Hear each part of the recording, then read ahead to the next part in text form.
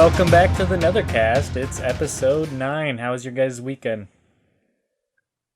Wonderful. I'm now on vacation, kicking back and waking up at 2 p.m. Couldn't be happier.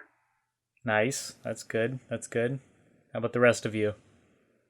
Doing all right. I picked up a PS4 over the weekend, so Nice. been playing the Silent Hill demo, or the Silent Hills demo. That's been a lot of fun. That's fun. I went trampoline dodgeballing, and then I picked up the flu over the weekend, so... Oh, damn. There's that.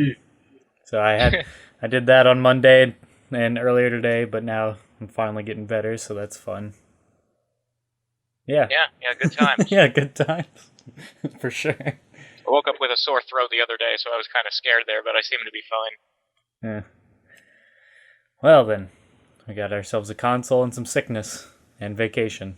But, alright. Glad that half our weekends were good and okay, and some sicknesses were somewhat dealt with. And, yeah. I'm Black Cyborg. I have with me, as always, Razor's Edge, temporary username, and Shadowloo. And we'll be continuing our top 10. This week it'll be the 5 through 1. If you missed the 10 through 6, just check it out on last week's episode 8. But for this week's episode, like I said, we'll be doing 5 through 1 of our top 10 favorite arenas from the Mortal Kombat series. And I also have to point out, if you want to subscribe to us on YouTube, you can do that on our channel. And also, we're also up to 97 subscribers, so we're just close to 100. So hopefully by next week we'll have those extra 3.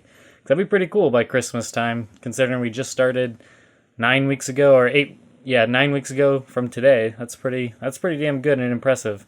And once again, I got to thank everybody for their positive feedback and great response. And that's very cool, guys. We're also on iTunes, so you can subscribe to us on there. If not, let's jump right into this. Number 5 is The Combat Tomb. This isn't one that I particularly voted for, but I do like this one. So, Razor, you want to start us off on The Combat Tomb? Yeah, I love the Combat Tomb. The Combat Tomb has a lot of elements in it that we don't really see anymore, and that, kind of bums me out. Like, on the floor there's a big yin-yang, and it seems like in MK9, anywhere that had like a yin-yang in it, they took it away. Like the Shokan all wear, those belts with like the forearm stick figure on them now. And the Combat Tomb wasn't even in the game, which was a real bummer, I think. Yeah. And there's a lot of like other iconic elements in there. Like it's the stage that has those pterodactyls, and that's one of the things that made Outworld seem so like scary and alien. I think was like there were like these, I don't know, little dragon creatures or whatever you might want to call them, flying around. It just the idea that there was this like fantasy wildlife, and plus it had the spikes in the ceiling, which is one of the cooler, more creative stage fatalities there's been. See, I've always been a really big fan of the Combat Tomb. It's one of my favorites from MK2. Yeah, it's got the cool stage fatality up on top too that you can't really see until obviously you do it, which is kind of neat. Yeah. I did like, they sort of had the Combat Tomb in MK versus DC. Like that, there was that one stage that's sort of an amalgamation of Outworld and Apocalypse. Yeah. If you did like the environment interactable where you knock them off one platform to the next, like the second platform was, like a wrecked open-air version of the Combat Tomb. Like the ceiling was gone and there was rubble and it was sort of floating in space. And the color was all wrong, like it was gray instead of like that reddish because the sky was lit differently. But if you looked at if you turn around and looked at the wall behind you, it was totally Combat Tomb. And I don't know, I thought it was cool that they sort of brought it back because it's one of those stages that never got to be like brought back in MK4, Deadly Alliance, or Deception. Like, we've had the Living Forest over and over again so many times, and we've had a bunch of other stages revisited, but they never brought back the Combat Tomb. So it was kind of neat to see it, at least in part, in MK versus DC. And I just, like I said, I wish it had been in MK9. Yeah. Shadowloo, what are your thoughts on the Combat Tomb? It was my number one choice. It's always been one of my favorite arenas. Like Rachel said, the fact that there's just these fucking pterodactyls flying around in the background against this red, hazy, the black sky, it kind of encapsulates what I think like the Outworld Horizons should really look like. Dangerous, alien, unsettling. The design was kind of really unstated. It really did look to me like a place where Khan kind of sent people to duke it out and fight to the death if they weren't in this arena for some reason. And you know what? I love the fact that there's just a bunch of spikes along the ceiling. Why are they there? Who the hell knows? Maybe everyone in the MK universe has mighty uppercuts, and those are a genuine threat to normal people. It's a stage that I would genuinely really love to see come back. It's a shame. I've never understood why we've got the Living Forest like 5 times and the Deadpool a couple times, but there's just no love for the combat too. Would have even been great during the 3D incarnations of the games, and I didn't even realize it was actually partially in MKDC until Razor just mentioned it. It's definitely somewhere that I really do want to see come back. Loved it so much. Temp, how about you? I'm a big fan of the Combat Tomb.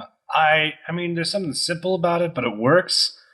The thing is, though, what disappoints me about the Combat Tomb is I feel like there were areas they could have expanded upon. I feel like if the stage came back in MK9, there would have been just a flood of elements put into it. I don't think they would have stuck with the simplicity, and I would have liked to have seen what they would have done. It's a hard concept to mess up. I guess it's possible, but I kind of thought it was a given. It was a very popular stage, and that fatality, God, I don't really have a mental top 10 list of favorite stage fatalities, but that's top 5, no doubt. Top 3, probably. And we kind of saw it back. I believe we saw it in Goro's Lair in MK4. Correct me if I'm wrong about that. Yeah, they did. Well, Same there thing. was, in the home version, there was sort of an option where, for stage fatalities, like it was a cheat code where you just do the uppercut and it would always happen. And if you were anywhere but the prison, the spikes would just magically be there. But originally it was supposed to be just Goro's Lair. And you know what? That actually, maybe this is blasphemy, but I almost feel like that makes more sense. I don't know why there are spikes at the top of the Combat Tomb. I'm not against it. I mean, it's awesome, but with Goro's Lair, I'm like, I can't really tell you why, but that fits. I could see Goro looking at his ceiling and be like, way more spikes, not enough spikes, So I could kind of go with that. And I remember it looking good, like in both MK2 for the Combat Tomb and in MK4 Goro's Lair. The stage fatality looked really satisfactory. I'd have to revisit that to see if that opinion holds up. But I wanted more of it. It's not in my top 10 favorite stages of all time. I feel like they could have developed that. I feel like we didn't even need to wait till MK9 to see the Combat Tomb back. Why couldn't we have seen that again in Deadly Alliance? I think if MK's 4 3D environment did justice to that stage fatality, what would Deception have done with it? How good would that have looked? And Deception was great when it came to architecture in general. So I know people aren't a big fan of the platforms, but I feel like with a stage that simple, you don't really need a whole lot to keep it, to secure the concept. So I don't really understand why we haven't seen it back. I like it a lot. It doesn't really have that one thing about it that blows my mind, but it doesn't need it. It's a great stage, And hopefully MKX, we'll see it again. There's always that pattern of when something doesn't come back when it's expected to. Typically that means we're going to see it again in the next game. I feel like Deadly Alliance, we saw a lot of things that were expected reappear in Deception, and almost too much for some people. People weren't ready to see Sonya go away, Johnny Cage go away, to see all these obscure characters come back, and hopefully, I don't know, something's got to come back for MKX. Some stage has to return for something, but I couldn't tell you which ones. I hope the Combat Tomb is indeed one of them. I'll actually jump back in and say that, and once again bring to light the wonderful job that Shaolin monks did of expanding on a lot of the Outworld backgrounds. Therein, the Combat Tomb was part of a general larger area called the Soul Tombs. Like, you enter the Combat Tomb area after you went through the Soul Tombs, and, you wouldn't even really need the spikes to bring back the feeling of the Combat Tomb. You could put in a Soul Tombs stage with, those sculpted faces on the cliffs in the background. you really need, I think, to present that experience. I mean, I guess the yin yang is kind of a give or take, but if you have that red horizon with those pterodactyls flying around in the back, that's all you need right there. And in fairness to the spikes, I guess that your typical Shokan could probably grab anyone and just throw them up if they felt like it. So, yeah, it is an Outworld. Maybe it's a popular Shokan battleground. Maybe that's why they're there. Who knows? I don't think you need them, but definitely would like to see that general area come back at some point. Yeah, I was gonna mention Shaolin monks. I love what they did with it there, and I like they sort of really played up on the word tomb. Like it looks like this sort of mausoleum or burial area. Like there's all kinds of like mummy sarcophagi and like incense burners, and it just like it looks like some sort of ancient like burial ground area. And I like they got really creative with some of like the torture devices and death traps throughout. Like there was that one room that had the Hellraiser hooks just come out of every direction and rip apart the enemy. That was awesome. And if you were going to reimagine the combat tomb for like a new game, like if it had been an MK9 or if it were going to be an MKX, I definitely think like looking at what Shaolin monks did with it would be the way to go. You know, just sort of play up the whole like, you know, throw in some mummy coffins in there and stuff like that. And I think that one thing. What was I gonna say?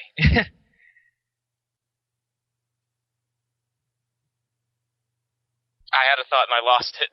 All right. Well, then let's move on. And if you think of it, that happens to me all the time. I feel dumb now. All right, number 4. You know what got me? It's when Temp said he pictured Goro in his lair going, more spikes. Like now I'm picturing him like standing there as the movers are adjusting furniture, and he's like, no, put the throne under the skylight. Feng Shui in here's all wrong. Did you bring the Oni? Good. Toss him in the back. I mean, if Goro's lair needs anything, why not interior decorators? I'm not against that. Yeah. Goro's a man of wealth and taste, I think, you know? He's a civilized motherfucker. He looks down on Kano in the movie. You know that guy's got a really nice art gallery collection somewhere. Hey, NRS, there you go. Give us Goro's art gallery as a stage. I'd love to see that. You know, I don't want to go off too big on a tangent here, but I'll try to keep this short.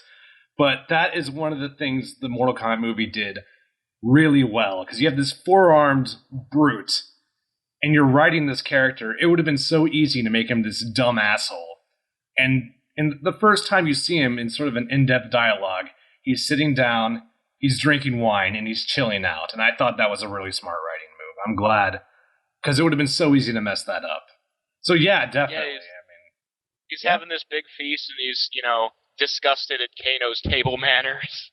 And it's awesome. They really made him look like a prince. And, that was one of my favorite things about the movie, was how much, screen time they gave to Goro, and, to build him up and make him look like a cool character. And it really sort of disappoints me that, in MK9 story mode, he really only has one scene at the tournament, and it's the fight with Liu. He is pretty much champion. A big dumb brute. Yeah. I don't know, hype him up a little, that's all I'm saying. He's a prince, I look forward to our Goro character retrospective. I'm sure we're all going to have a half an hour of things to talk about. I don't think there's very few characters that have been examined under so many different lights as Goro has. All right, well, number 4 is Sky Temple. So, Temp, why don't you start us off with the Sky Temple?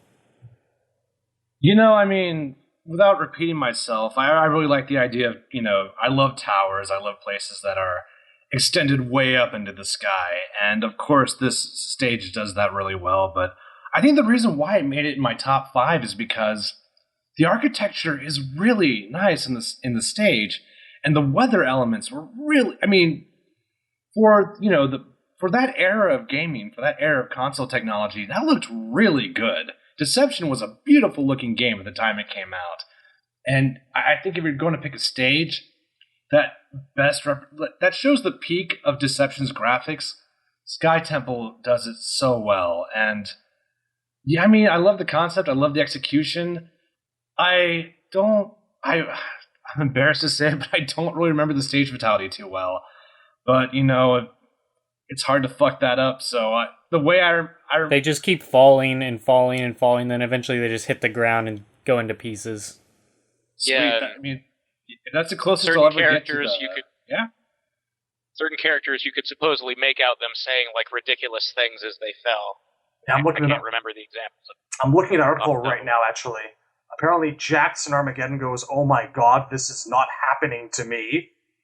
Havoc and Taven supposedly say, "Oh man, this is gonna suck." I remember that. Ermac says, "Suck it," and Rain, Cyrax, and Sector in Armageddon say, "Oh god." Love it. I love every bit of it. And there was also, I believe, stage transition as well. I mean, it's been years. It's been many, many years since I've last seen it, but I like the idea where you're knocked off the top of the tower and you fall onto another level. I think, oh god, I would love to see stage transitions back, but they ended on a good note. Maybe I think the Sky, just great stuff overall. Yeah, I really like the Sky Temple as well. It's not one, I mean, out of Deception, it'd probably be in my top 3 or 4, but it's definitely memorable and iconic in its own way. And I agree. I love that the hammer was like the weapon that started up top, and I did like the stage transition as well as the death trap or whatever you want to call them. And I just thought the background and everything. I completely agree with you. I really like the clouds and the stormy atmosphere, perfectly suited for like Raiden. And I mean, it played out well. I didn't feel like I liked how the top was a bit smaller, and then you go down to the other side of the building or whatever that you knock them down on, and then depending which side you go could be the death trap. And I just thought that was a really good setup for a stage in Deception, and I thought it was definitely up there for me in terms of ones I can remember really well. So I mean, it's definitely up there for me, but overall I probably wouldn't put in my top 10, and I definitely didn't, but maybe top 20, 25, I think I'd make that. I mean, I did like the stage, but it just didn't, it didn't go on my personal top 10. It was on mine. It was really close to the top. I think it was, middle of the top, somewhere. The thing that really gets me about it is that I look at it, and I can really, really easily picture the Sky Temple having been a stage in, like, MK2. Like, it captured the aesthetics really perfectly. And I thought it was a really, really wonderful touch to bring back Raiden's MK4 hammer and stick it in the middle there, remind us he keeps this thing around. He's more of a staff guy, but, he's also the god of thunder, and he does wield a hammer. He's Thor to some, probably. And it's really, really this ominous, threatening background, despite the fact that it's home to someone that we, admire and respect as one of the main heroes of the series. And for that, I have to give a great big shout out to Dan Ford and his boys, because the Sky Temple's theme music was some of the best that Deception had to offer. I love it. Razor? Yeah, I didn't vote for the Sky Temple. It's not necessarily one of my favorite stages from Deception, but I do like it. It has a lot of elements that I've said before I, really look for in stages. Like the architecture is very Asian, and I like that it has like a lore behind it. Like this is sort of like Raiden's house, or where you go to worship him, and because he's like the god of thunder, and you think of him being up in the sky. Like they build it like 1,000 stories tall, and I love that his hammer is up there. And I like that. I like the stage transition, like the knocking them down to a lower platform. Like I'm sort of bummed that they've said that's not coming back in MKX because it's an injustice mechanic, and I'm all like, no, it's not. It's an MK3 mechanic. So yeah, I think there are a lot of sort of, I would call them generic and boring stages in Deadly Alliance Deception, but this isn't one of them. I think they did a good job with the Sky Temple.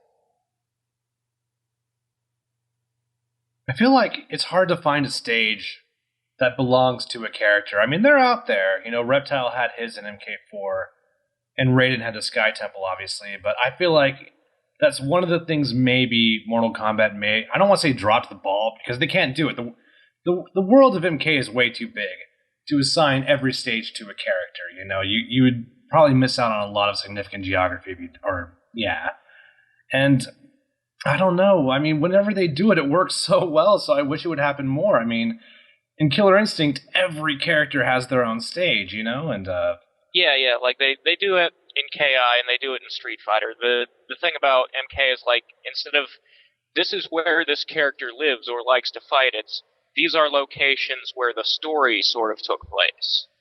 yeah. Which I sort of feel like, as a motif, kind of fell apart in DA and Deception, and that's, like, why I don't like some of those stages so much. It's like, what the hell does the falling cliffs have to do with the plot of Deception, you know? It's almost like when were they chasing Onaga through the Golden Desert? I'm not sure why they were here. What is this? You know, knowing Reptile's degrading intellect during that time period, I don't know. Maybe he just sort of fell down the side of the falling cliffs one day, and he ran into someone at the bottom. There you go. There's your story significance. Reptile's stupidity. It's almost like what's happening with fatalities right now, you know? Like, fatalities feel like tech demos, you know? And I feel like the stages felt like that way in Deception, where it's like, hey, look what we can do. We got rain and weather and shit. And I'm like, that's cool. And it worked with the Sky Temple. Yeah, like they were just sitting there thinking of Death Trap stage fatalities, because that was the big thing they were bringing back in Deception. So they're just like, what if you're on, like, a really, really tall, like, stalagmite, and the ground is slowly falling apart and it's shrinking, so it's, like, harder and harder to stay on. And that's kind of a cool idea, but what does it have to do with anything? Yeah, exactly. Is that noobs, like, stalagmite? I don't I don't see where they were going with it, but yeah, I mean, what kind of helps me out is in MK2, I kind of mentally assigned stages to characters, even though they, like, to me, the Wasteland belongs to Baraka. That is almost like Baraka's stage to me, you know? Because I feel like that's what Zarkatans would be, you know? Agreed.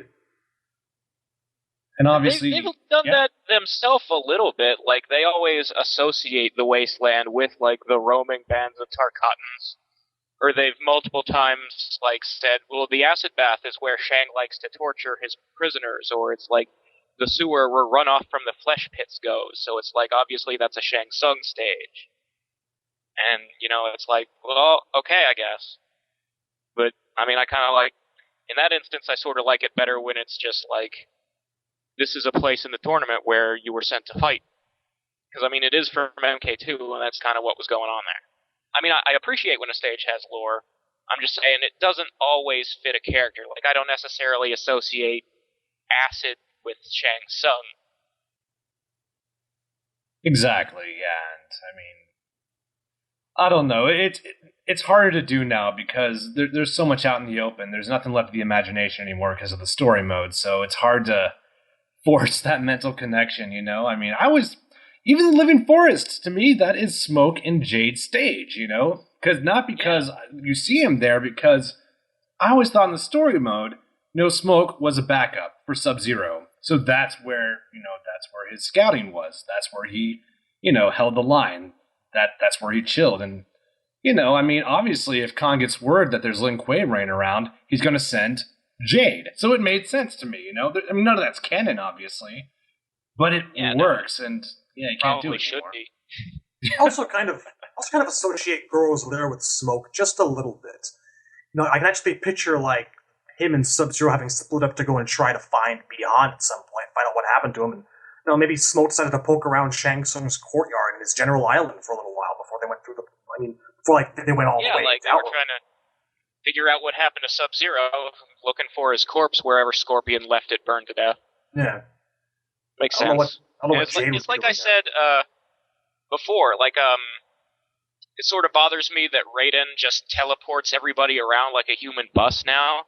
Like, it didn't, like, the lore used to be all like that he can't open portals or, like, carry people around. They had to sort of find their own transportation, and I always imagined, like, when they went to MK2, they had to, like, sail back to Shang's Island because there's a portal there or something. Why even have a nether ship, honestly? Speaking of which... Number 3, the Nether That's ship. an excellent transition. Precisely. Thank you. I was aiming for that. All right, well, why don't you start us off on this Well one, played, sir. Shadaloo?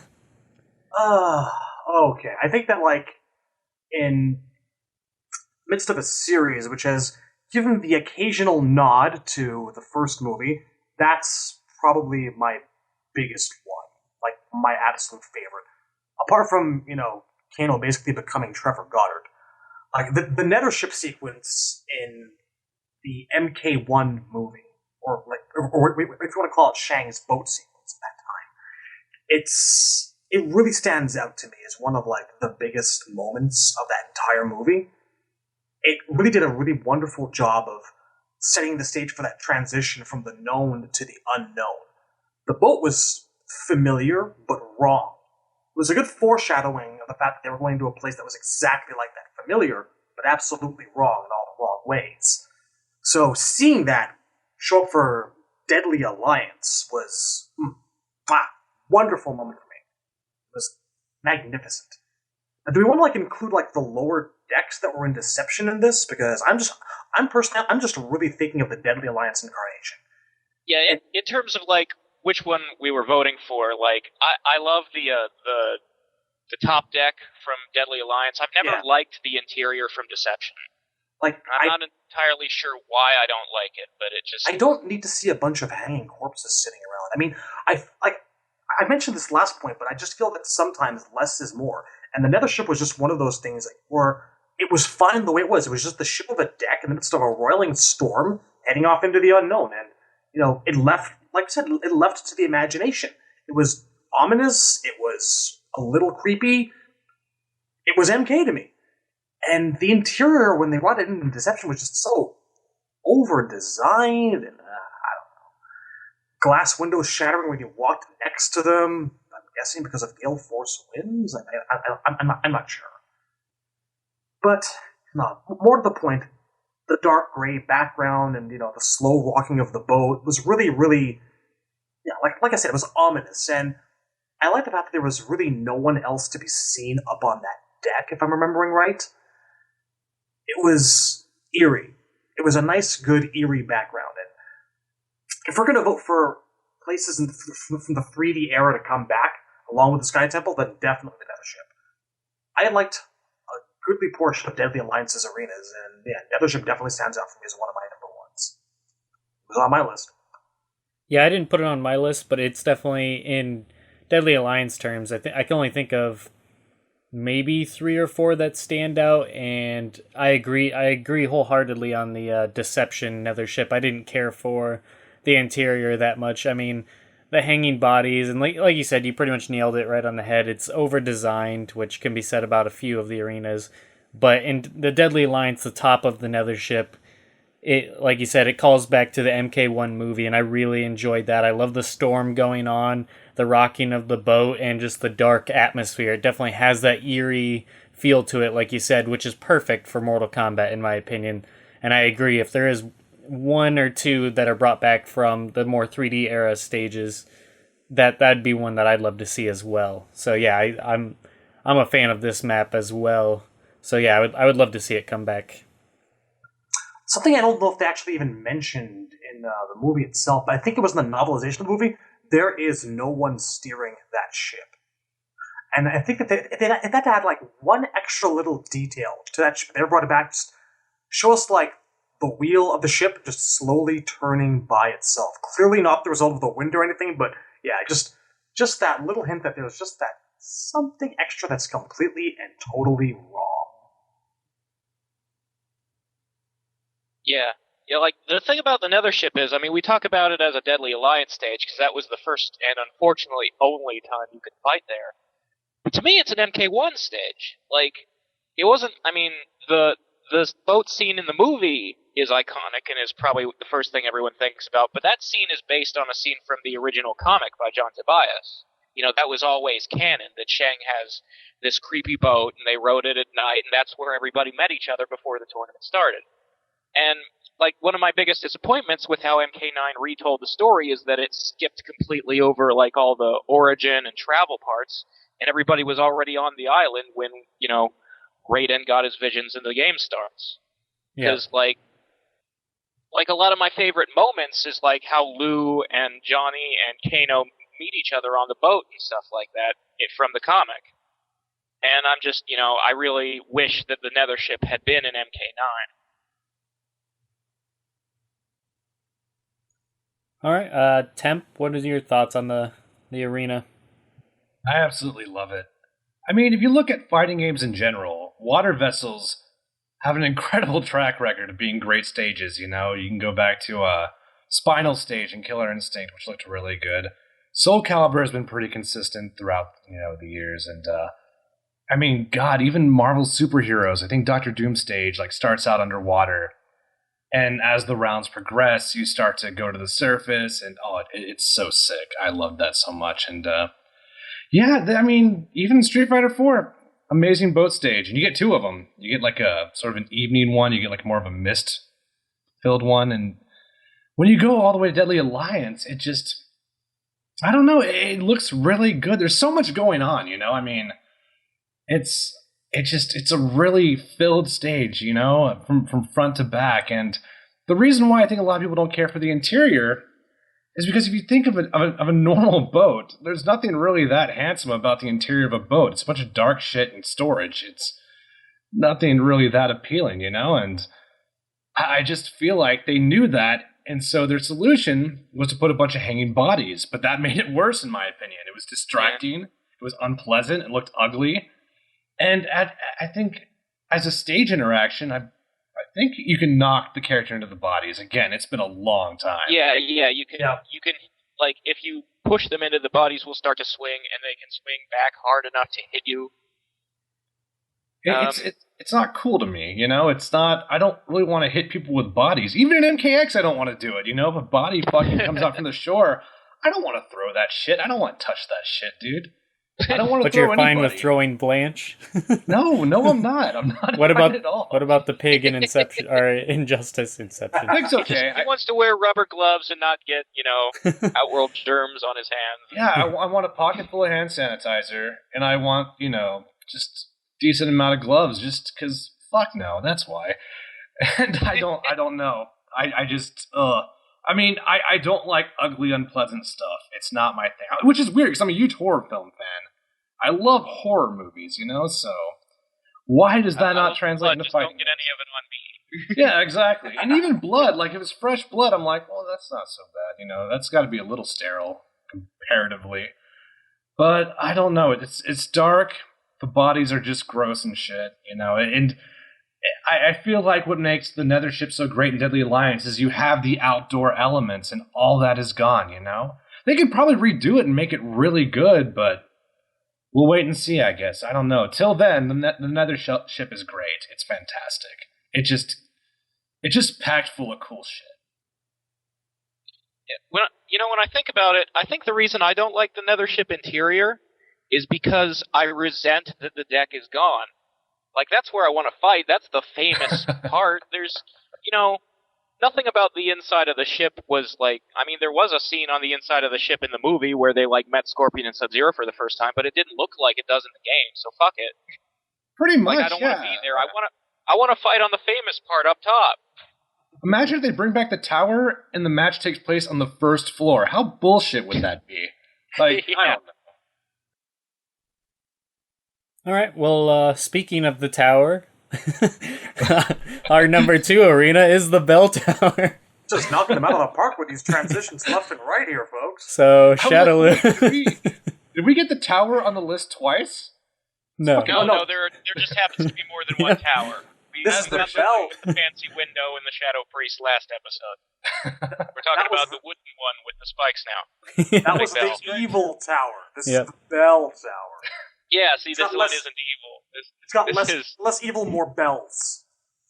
This tower is chaotic neutral. It's still got a little bit of evil.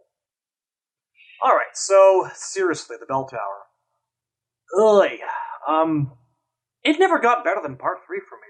It just didn't. Came back in Armageddon, came back in 2011, MK9, and I think that they just came close both times, but they didn't really nail how it felt in MK3. When you think of the MK3 background, Where you should look to for inspiration is Tim Burton's 1989 Batman film at the end, when they're up top of the cathedral, and like it's dark out, you can see the moon in the background, and it's really hazy. It's kind of got that pit feel going on about it. It should be nighttime, and it should be a little creepy looking, and it should look, musty and dusty. And of course, there should probably be some spikes at the bottom, because why the hell not? The problem I found with its appearance in Armageddon was that was a case of it being really over-designed. There was a lot of stuff going on there that didn't need to be there. I'm looking at a picture of it again right now, and there's just this giant MK dragon sitting in the background. I guess that's there to remind us that this is a place in, I'm guessing, Outworld now, perhaps? Although, if you told me, I would have thought that it was somewhere in New York City or Chicago, or whatever the hell it was that Shao Kahn invaded. It just looked like a place on Earth. And there's this dangly thing with some kanji going on, and there's like 3 different kinds of bells of different shapes. I guess it had to have been a completely different bell tower. And it was interesting, I suppose, but it wasn't the bell tower that I was after. These are not the droids I'm looking for. And it had this, neat little death trap, I suppose, and in Armageddon, there were these like little multi-pronged spikes at the bottom, and he just kind of slid down them, and then your arms and your legs kind of fell off, if I'm remembering correctly, once you hit those too. I guess they were really razor sharp. And for that stage, the only thing I can really think of is the phrase... There were little rats that would come and drag your limbs away. like Kenny in South Park. Yeah. And I guess if I had to summarize the entire Armageddon Bell Tower experience in one word, it's over-designed. There's just too much going on in it. It misses the point of what made the MK3 Bell Tower, to me, work. It was simple, and it was creepy, and I want to see it come back that way again. Which brings me to the MK9 Bell Tower, which wasn't a bell tower, it was a fucking clock tower with bells in it. There's a giant clock face up in the back in the middle. And again, it's a good arena, but it's not the bell tower to me. It has less to do with the bell tower than I feel like MK9's redesigned pit has to do with the pit 1 or the pit 2. I'm in a clock tower full of gears and a couple of bells, and it's mostly yellow, and I guess it certainly is dusty, but there's no stage fatality, and it's just not what I'm looking for in a bell tower. I miss my bell tower. I miss the MK3 bell tower. And I guess that I could agree that maybe for Armageddon you wanted to vary it up a little bit and make sure that the spikes at the bottom weren't the same old spikes that you'd seen in MK1, but I don't think that you needed to have them be multi-pronged. I don't know. I think that they might just want to reconsider that entire stage fatality entirely. Maybe you don't need spikes.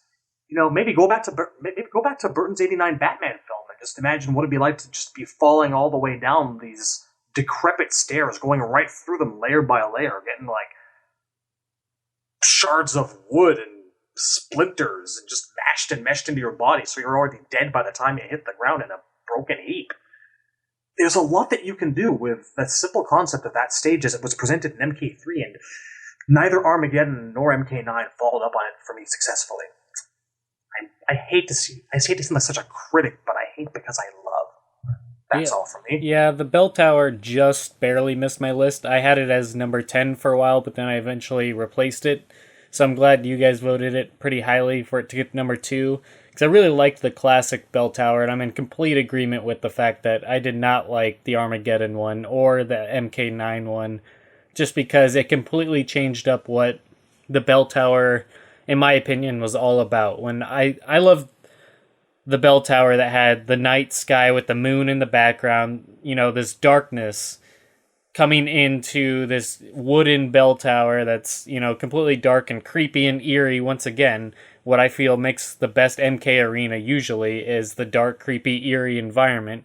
And I love a night sky back there. So when you take those elements away and you take the spikes away, it just kind of takes away the whole vibe and theme that I really dug about the first one. Because in, like you said, the Armageddon one, you explained all the problems with that just great, and for some reason they changed the spikes, they changed the way it looked and the way it acted, etc. And then in MK9 they completely changed it altogether, which I didn't understand either. It was one of my more disappointed ones of the entire game, just for that very reason. And yeah, I'm a big fan of the original one, so it was a tough, and I think that's ultimately why I took it off my list, is because I only liked one of the 3 versions they presented with, to us over the years, so I didn't feel as justified, but especially with how disappointed I was with the MK9 one and the Armageddon one. But yeah, I really do like the original one. Yeah, I'm glad you mentioned Batman 89, because I always got the same vibe from the MK3 version, too. Props, And, my favorite movie. It still holds up. I'm sure there's a lot of Dark Knight fans out there who would disagree, but fuck them. Oh, I love both. Yeah, Dark Knight. Fucking Dark Knight. Nothing against the Fuck Nolan y'all. movies. Hey. Dark Knight is my favorite movie, asshole. You want to talk about over-design? Look at all Here, of whoa. I'll stop the tangent right now and we can fight. I was not attacking. When I we're said done I with love. the list of stages, then you have my permission to cry. First of all, Next week's character retrospective, ladies and gentlemen, will be about Batman. why can't you love He both? was an MK character once. Why can't you love both? Why are you being a hater? What have I done? I kid. I like some parts of what Nolan's done with the Batman franchise. You're just like For an another old man with his cane. That new stuff is so bad. It's like you can like both. I don't read the Batman comics that these kids are reading now. I really don't. Oh, they're good. No, they're alright. They're good. The Scott Snyder's current run is good. It ended with Morrison for me. I don't like what he did with Joker, with his face ripped off or whatever, but most of it I enjoy. Hard. Anyway. Anyway, Bell Tower. Bell Tower. Yeah. Yeah, like I always love the really long fall down to like the staircase. And I don't dislike the Armageddon version. Like it still has a lot of familiar elements. Like it's still, this creaky wooden structure with a moonlit sky, and I like that. And I do think there's a little bit of over designing to it. Like it doesn't need to have those big Chinese bells on the sides. Like that just sort of raises the question of where the hell this is, because it was supposed to be in New York or wherever, during MK3. Like all those stages are supposed to be in the city. So I kind of like the Armageddon version of the fatality with the rat carrying off the limbs. It does lack the falling through many floors part. That was kind of the coolest thing about the MK3 version. Yeah, like the MK9 version, it's not even the same location. Like, I could see how, like, elements of the whole clock motif with the big gears could have been incorporated into, like, a more traditional-looking version, and that might have been a cool thing to do, but I don't understand why it's completely indoors, and they got, rid of the open air with the moonlit sky. Because that's sort of what I want, and the complete lack of a stage fatality really kind of ruins it. I feel like they probably got rid of the whole open sky motif because they didn't want to, like, have it be too similar to the pit in terms of appearance, which I can understand, but you don't need to have the giant moon sitting back there in every stage. Just give us some air. That's all I ask. Just like a misty night sky, something, it feels too enclosed and unfamiliar, like it's an all-new stage, and that, I don't know, in a reboot or remake, whatever you want to call it, because, I hate when they call it a reboot because it's a sequel to Armageddon. They're trying to keep the same canon and then, like, dick with it, as opposed to starting over from scratch. So anyway, that kind of bugs me, when you, like, take a stage and make it unrecognizable. Temp? I feel like The Dark Knight is a good movie when you look at the performances, but if you look at it from a plot standpoint, yeah, it feels disjoint. Oh, anyway, the Bell Tower, yeah, I really, really like the Bell Tower. It was in my top 5 at first. Then it started getting a little lower because I'm thinking, well, if I don't put that stage in my top 5, it might not make the list, So it kept kind of decreasing over and over again. I guess where I disagree is I like all incarnations. I love all 3. And they all do something really well. Working backwards, starting with MK9, it just looks beautiful to me. It looks amazing. Just, again, we're talking about graphics. what stage really takes the graphics of the engine and makes it shine. And I just love all the little details, all the little gears, and the fucking wooden floor looks good to me. It's that, oh yeah, I love it so much. And what Mortal Kombat 9 messed up on was, like you guys said, they left out the nighttime elements, and that is a very big part of the stage for me. You know, I mean, it's one of the reasons why it's one of my favorite stages, you know? I just feel like, you know, the lit wooden floors and the moonlight just come together really well. And Armageddon did that all right. Not as well as the MK3 version, but it was enough for me. I also think Armageddon did a pretty good job. I mean, it's a little too spacey for me. I feel like it's a little too wide open without enough stuff going on, but it works. I take it for what it is. Where Armageddon messed up was on the stage fatality. And the whole charm of that stage fatality was you broke through all these old, you know, termite-infested floors from this abandoned, you know, tower. And, I mean, if you're going to take that out, why even have a stage fatality? I've seen spikes before. I don't think I've seen rats before, but who cares, you know? So, going back to MK3, it's one of my favorite stages because great stage fatality, great idea. And you can't see it coming, you know? Once you know there are stage fatalities in a game, the idea starts to become predictable. But if you've never seen the Bell Tower stage fatality before, and you start tearing through floors, it doesn't look amazing because I think that's when they were starting to max out that 2D, you know, film actors sort of... I feel like it peaked already. And it wasn't starting to look as good. And MK3 already had a lot of graphical issues. They were already taking shortcuts, I feel like. But it doesn't matter if it looks good or not. The concept's amazing. So I loved it, and a lot of people loved it. You know, it's a very popular stage for that reason. But, yeah, I don't know what you're talking about with graphical shortcuts. I mean, I've seen people explode, and there are more than one rib cage. Specifically, I myself have 7. Yeah, I have 5 hands. What are you? It's hard to call it a shortcut when they went above and beyond and gave me more rib cages. I don't know how I could complain about that. It's like they knew how many rib cages I needed, and they gave me more. I shouldn't be pissed about that, but yeah. Doing you a favor. Yeah, and you know, I miss that too. I could use more. Enough feet. What's up? You never have enough feet. No, definitely not. Not enough skulls. God knows how much intestines. Oh my god! But yeah, just a really great stage with all the perfect elements and an amazing stage fatality. I mean, if I would change anything about it, I'd probably get rid of the spikes. I think I've seen enough spikes in my time, and it would be cool if they had a twist with it where, I don't know, maybe the rats weren't such a horrible idea after all. Maybe there's just a fuck ton of rats at the bottom floor, and you just get torn apart, or whatever's left of you gets torn apart. Because if you fall through that many, you know, weak wooden floors, you might survive. I don't know. You know, just... I don't know how... I'm not a physicist. I don't know how that shit works, but... Yeah, I'm a fan. It would have been in my top 5, maybe even my number 2. I really like the Bell Tower. And the Dark Knight. And the original Batman. Okay, you can stay on the podcast. I'm glad to hear you say that. I would rename it the Bat Tower. It's the Bat Tower now. Done. All right. And the number 1 is drum roll. I don't have a drum roll sound effect, so you just imagine it.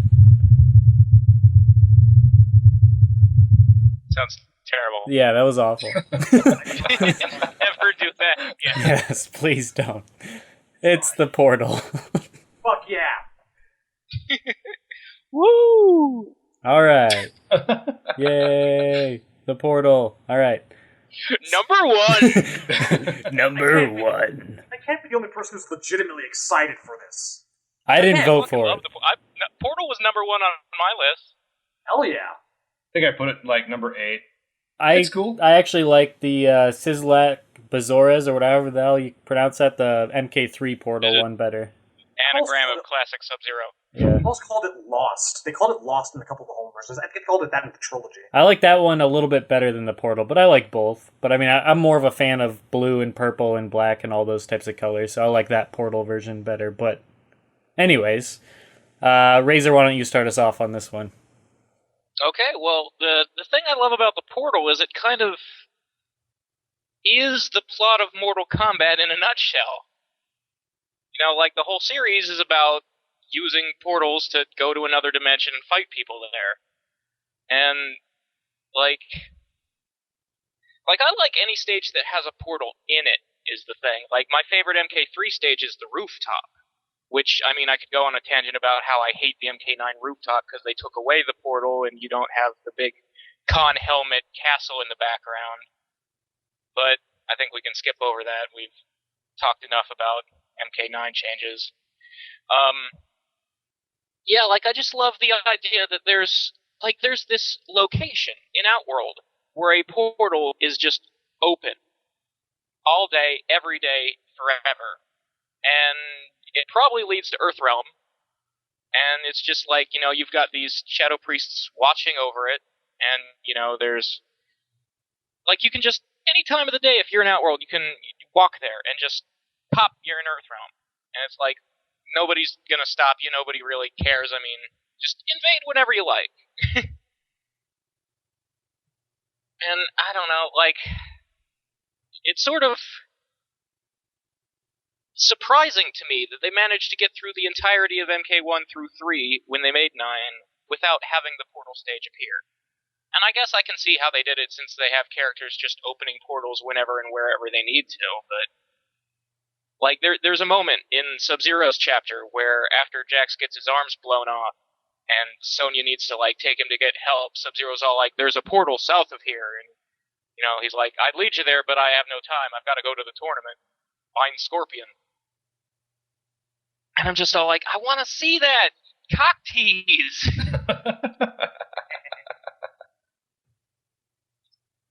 And I love that, in Shaolin Monks, like, the portal is basically where you spend the most time. It's like the hub world that joins all the different stages together. I mean, I don't know if logistically, from a lore standpoint, it necessarily makes sense to take a portal from one place in Outworld to another place in Outworld. Like, I generally imagine them as, you know, you're breaking the dimensional barrier from one realm to another. Like, just using them as teleport shortcuts is maybe a bit of a cheap tactic, like. But I guess the game would have been a lot harder to build if you had to walk from there to the Living Forest. Especially because it seems to be floating out in some red void, maybe on top of a mountain or something. But yeah, I fucking love the portal. Alright. Yeah, I like the portal. Once again, not on my list, but at the same time, it's another one that I really like. It's one of those MK2 stages, and just like you mentioned in the last video, or episode, I should say, it's like choosing between your favorite children. I mean, they're all good, so the portal is up there for me, but it just didn't break the top 10. And although I prefer the other one, like I said, I really do like this one. You have the swirling vortex in the background. You have the Shadow Priest kind of standing there at guard. I did like the way it was used in Shaolin Monks. So yeah, I'm quite shocked that it wasn't brought back in MK9, honestly. I mean, yes, they had the swirling portal at the rooftop in the version that was like all destroyed and everything. They had it up in the air above the fighters or on the side or whatever it was. But yeah, I mean, I was shocked that they didn't have an arena specifically made the portal, just like it was in MK2 or even MK3. So I was kind of shocked and surprised that they didn't do that, and kind of disappointed, because yes, it is something. When it comes to MK, you know, portals are used quite a bit, or at least they were. So yeah, I would love to see that come back. And as far as the MK2 version goes, yeah, definitely a classic. So yeah, it's disappointing that it didn't come back. And hopefully in MKX we get that again. Not that. Hopefully we get it again is what I meant. I guess I would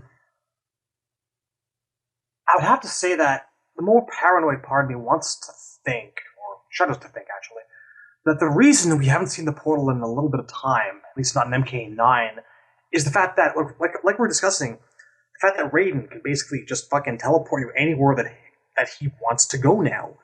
And it kind of, like, I think stems from a decision to downplay the roles that the Elder Gods have and their rules and things, because originally, Raiden didn't really have that power to just go into Outworld here and there the way if he felt like it, if I'm not mistaken. And in like the absence of the portal or a place devoted to portals in MK9 may very well have been completely intentional, and that saddens me because it is one of those really, really iconic stages to me that like Rachel said, it is MK in a nutshell. It's looking into the mouth of the dragon, as it were, staring into the unknown or the known, depending on which side of the portal that you're standing on. And it is a great shame that we don't see stage transitions as a mechanic, because I could think of nothing more awesome than to maybe between rounds have the entire thing suck both the winner and the loser through to the other end. Like have it be the MK2 portal to start the round off, and then like for the second round, just get sucked in and go to the Lost Bridge or Ski Slack Bazoras, whatever you want to call it, from MK3. And yeah, I too was always a really big fan of the blue-purple color scheme. I guess that's maybe some space on Shang Tsung's island, or I don't know. But it's definitely a place that I missed and I really do want to see again. There's a lot of iconic elements that all kind of rolled into one. Not just looking into the unknown, but the fact that you've got like all these shadow priests sitting around, standing watch or what have you. That giant blood-red moon up in the sky. The fact that it's the corruption of the sky as it twists into a vortex. There's so much there that's wonderful. It's a treat and a wonder to look at that stage, even to this day. And I'm going to give them props for the way they handled it in Deception, actually, because, holy crap, the portal was gigantic in that game. The vortex in the sky was immense. It was huge. And funny enough, to their credit, they actually did, once again, stick the actual arcade ladders from MK3 back there, which is something that you only really saw in the MK3 version when, like, you fought Smoke. And that was a really, really cool take on it, too. I like to, basically picture that also as, like, in terms of canon, the MK3 Smoke portal as being the place where basically Khan came through and started wreaking havoc and created this dystopian, ruined Earth. That's the way I look at it Anyways, no matter how you slice it, I don't think that they've ever really done the portal wrong. And so it saddens me to see any MK game where it's not present. And to have it not be present in MK9 was the biggest misstep of all for me. I still can't believe that they didn't do it. There's you brought up the Deception version and the Choose Your Destiny ladders in the background. That was, I think, they had that element in the the Sislak stage too, or in some of like the background for the bios in MK3 or in Ultimate, and like they did it with sort of empty windows in those versions. Like there was sort of an idea. I think what they were trying to show was like you're looking over a part of the world as it's merging with Outworld, and like skyscrapers from the city are just sort of appearing in this like wasteland. And there's this giant portal hanging over as the worlds merge, and like these dead buildings are, becoming part of this alien landscape. And I really love that they sort of brought that back with the Deception version of the MK2 portal. They took that element of the Sislak Busoras and put it in there. And, it was cute that they actually put the little character select screen pictures in at that time, just as like a little reference. But yeah, I always like that idea of like, what do the realms look like in the middle of a merger? As you've got like Earth buildings sitting in the middle of like the wilderness and Outworld, or Outworld wilderness and buildings popping up in the middle of New York City. And that's like one of the things I love the most about like the rooftop stage. I mean, it's not just that there's a giant portal hanging in the sky, which is like a really cool place to put it, like horizontally up over the city. But it's like directly under that portal, there's Shao Kahn's castle. And I love that his castle has his own helmet carved into the side of it. Because like, why not? If I'm Shao Kahn, if I'm walking around wearing a big skull for a helmet, why not put a big skull helmet on the top of my own house? This is why when the Covers was brought up, everyone's like, yeah, that's probably Shao Kahn's face carved into that cliff back there. He's a megalomaniac. He'll carve his face into anything we expected of him. Yeah, and I love that. Like, they even brought that castle back in Armageddon. You see his face, and like right under the teeth is a balcony where Goro's giving a speech to an army. Like, that's his mouth, and that's where you stand to talk. Damn, I actually don't remember that. I want to check that out later. What stage was that? It's in Conquest. Taven runs into Goro there when he's like running through Khan's castle. And there's like a shot of the outdoors as it like zooms into the balcony or something like that. And then like the throne room is like where the eyes are in the helmet. So like when you're fighting Dark Raiden in there, like there's Khan's throne, and behind it is two big round windows. Those are the eyes of his helmet. But yeah, like I think like they had kind of I see the concept they were going with the MK9 version, where it's like the rooftop is transforming into Khan's throne room. And it's like there's a throne slowly sort of assembling back there out of like the pieces of the rooftop. But I really miss the, being able to see the castle and see the portal in the sky. And like the green one sitting on its side that Khan walks out of in story mode just doesn't, feel the same. Because like my favorite thing about MK3 is when you beat Shao Kahn, in a lot of the 3D games, when you beat the villain, there's a very generic exploding animation. But, like, in MK3, it was very story-specific. Like, once you beat him, the souls he's stolen from Earth start to burst out of him. So there's all this green light, like, shooting out of his skin. And then it zooms out as you see, like, the castle. And it's like the roof is breaking up and being sucked into the portal. And there's this, like, little soul NATO shooting up into the portal. And then, like, flash, flash, flash, and it's all gone, like the city's gone back to normal. And I would have really loved to see like a full animation of that in modern graphics. That would have been like the coolest thing. Yeah, it's just a shame. I mean, I can't add much more than your passionate rant right there. I mean, it's just, it doesn't make any sense why, like I said, that they didn't bring it back to begin with, and I agree that the one on the rooftop doesn't do it justice, because it should have its own full stage based around the portal, because like we've all stated, it's a very iconic setting. So why I don't know. If you go back to that time before the game came out, I remember seeing several people thinking that was a for sure bet that there would be a portal stage in MK9, and it ended up being one of the few that were left out from that era of games, and yeah, that's just a shame. It should have been a sure bet, because the game is based around, the last third of it is based around the Outworld invasion. So the fact that there's not a giant portal in the sky, and there's a lot of missed opportunities too, because that could have been its own scene. You have normal everyday New York, and a portal opens up, and you could have had, I don't even think you need dialogue for it, People just look up, and you look at that portal in MK3, and it's a bad thing. It looks like a mean version of the Dreamcast logo. And you just know shit's going down, So, yeah, I feel like so much... I just remember my reaction when I first saw it in MK3 and how awesome it looked, and how it played a part in so many different stages. And... I mean, it's hard to say anything more other than I agree. A lot of it's been covered, but...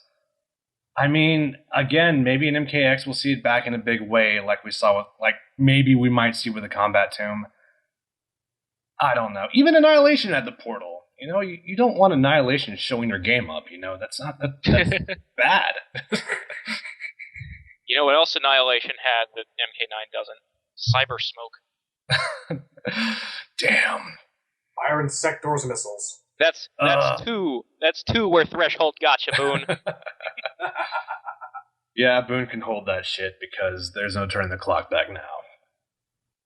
Alright, well, before we move on to the character retrospective, I do recall that somebody on the forum asked us to each give our own top 10 list, so we'll get into that real quick. Alright, well, starting us off, for me, my number 10 was Goro's Lair. My number 9 was Scorpion's Lair. Number 8 was The Wastelands. Number 7 was Living Forest. Number 6 was The Graveyard. Number 5 was The Courtyard. Number 4 was Shang Tsung's Gardens from MK9. Both night and day I really liked. Number 3 was Shang Tsung's Throne Room. Number 2 was The Deadpool. And number 1 was The Pit, which is basically The Pit 1 and 2, or MK9's version I liked as well. Temp, what was yours? My number 1 was The Tower. My number 2 was Sky Temple. Number 3 was The Nethership. Number 4 was The Elder Gods Arena. Number 5, the Bell Tower did make my top 5. Oh my god. The number 6 was The Portal. The number 7 was The Wasteland. The number 8 was the underrated Pit 3. The number 9 was The Desert. And number 10 was The Living Forest. Shadowloo? Number 10, The House of Pekara. Number 9, The Lumber Mill. Number 8, The Sky Temple. Number 7, The Nethership. Number 6, Reptile's Lair.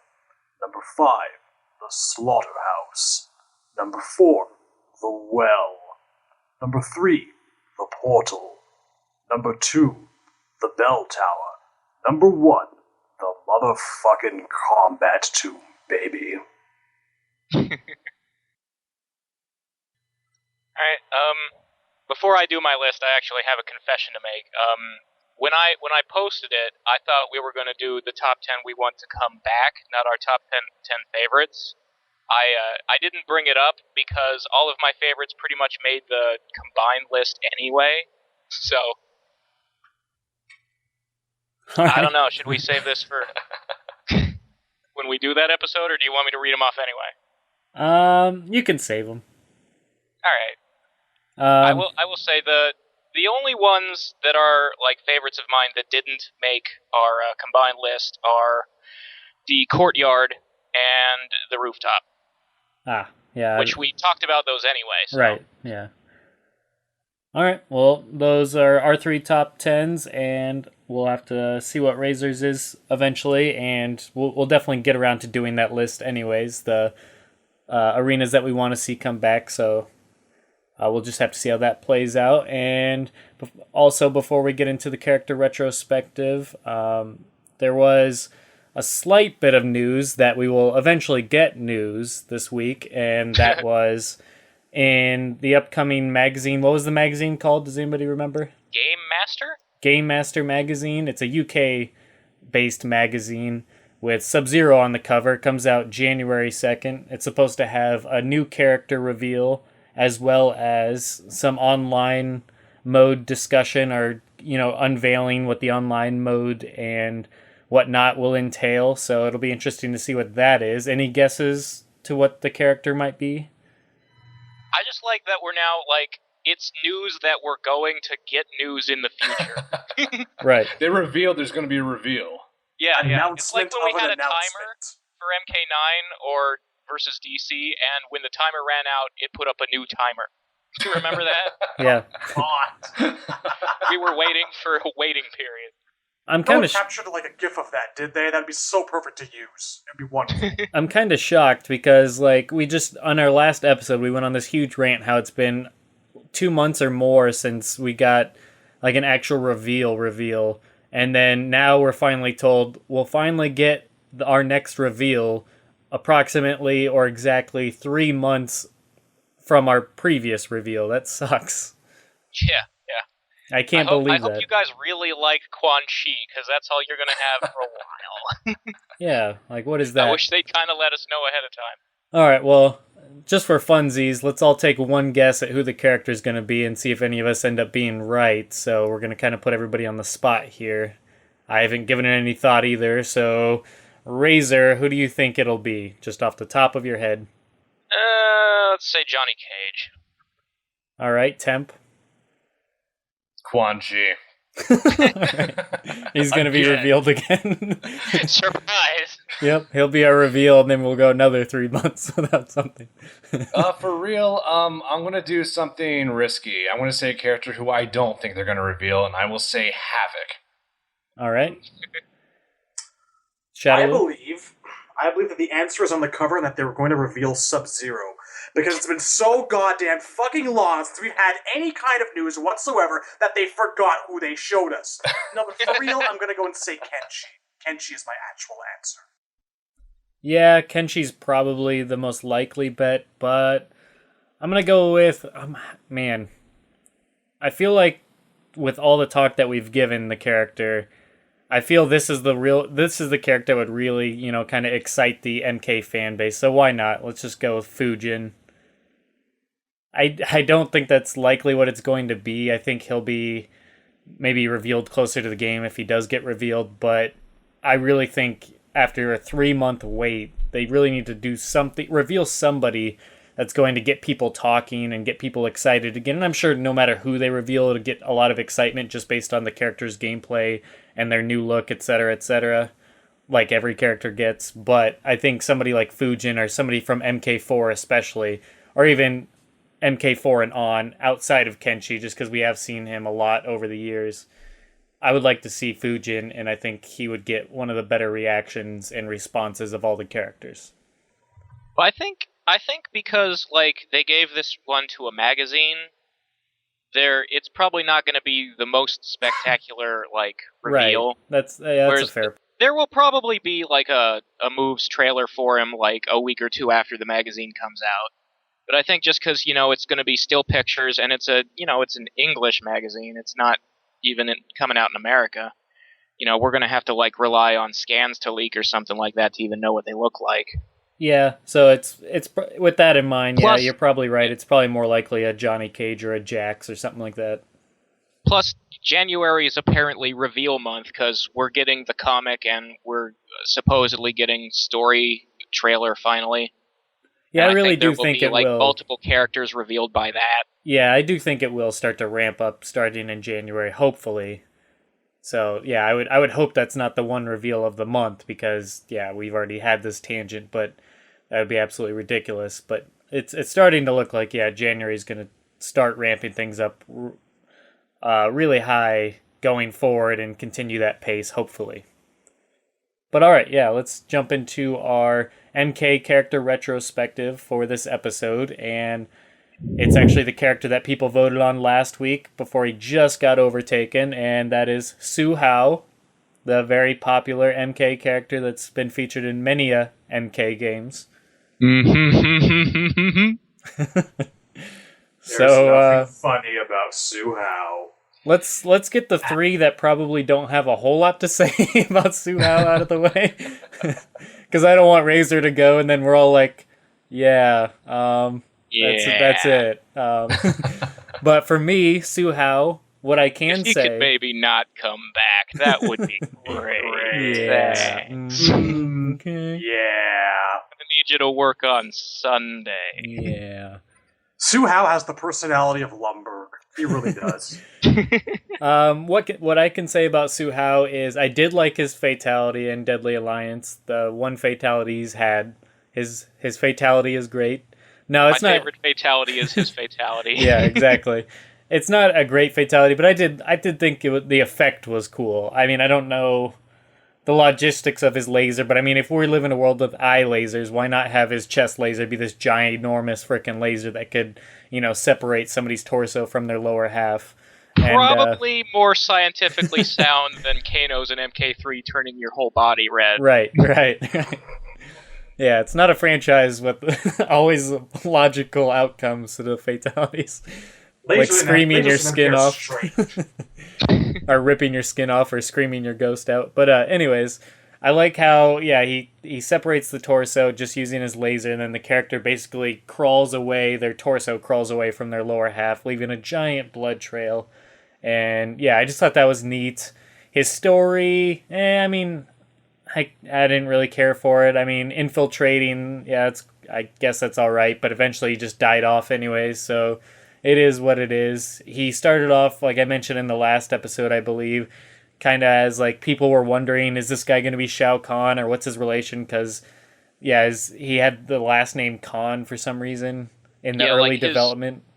His, like, temporary name as they were developing. First it was Kublai Khan, right, which is an actual, like, historical figure. Yeah. Like, he's related to Genghis Khan or something like that. And I think they just went with that name because he's Mongolian and that's all they could think of at the time. Yeah. And then I think there was a point where they called him Cyrus because like both of his moves still sort of retain references to that. Like he has his big Hulk clap is called the Khan clap, and his like jumping stomp move is called the Cyrus stomp. Yeah. Yeah, and I don't know, I didn't really care for his moves either. He just seemed like such a weird generic character. Like I said, I liked his fatality. I even liked his weapons that he used. I thought those are really cool looking weapons. Very, I don't even know what the hell you call those, historic, or I mean, do they even use those anymore? I think I imagine the Sun Moon Blades are a real martial arts weapon. They're one of those weird esoteric ones like the hook swords. Yeah, very exotic type weapons like that. But yeah, I don't know. I really liked that, and I liked his fatality. But yeah, as far as his look and his story go, and his gameplay especially, I didn't care for his specials. In a game where you are literally, like, every character only had like 2 special moves, because that's just the way Deadly Alliance was. Yeah, I didn't really like what he had to offer in general, and that's pretty much my thoughts on Hsu Hao. I mean, clearly he's had this reputation of being a character that's one of the least favorites of the whole series, for whatever reason that is. I mean, I certainly don't like him, but I didn't see that. I mean, the series has had a few stinkers amongst them, but he, for some reason, is above and beyond hated beyond anyone else. So even the MK team, NetherRealm Studios, hates him and has denied him ever coming back. So that is what it is. But Temp, what are your thoughts on him? The greatest compliment I can give Hsu Hao is that he's incredibly memorable for me. Because people... I mean, when a character is that silly, in appearance at least, they leave an impression. And if he did come back, I feel like he could sort of fulfill the function of maybe like the way Dan is sort of the joke character in Street Fighter.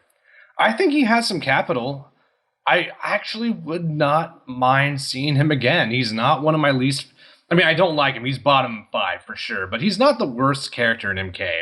Not even really close, to be honest with you. There's other characters I'd rather keep way back in the attic than Hsu Hao. So, I don't know. I mean... The problem with Hsu Hao is if he'd been in a game where he could have played if he had a very interesting style of play, I think we would have been a little more forgiving.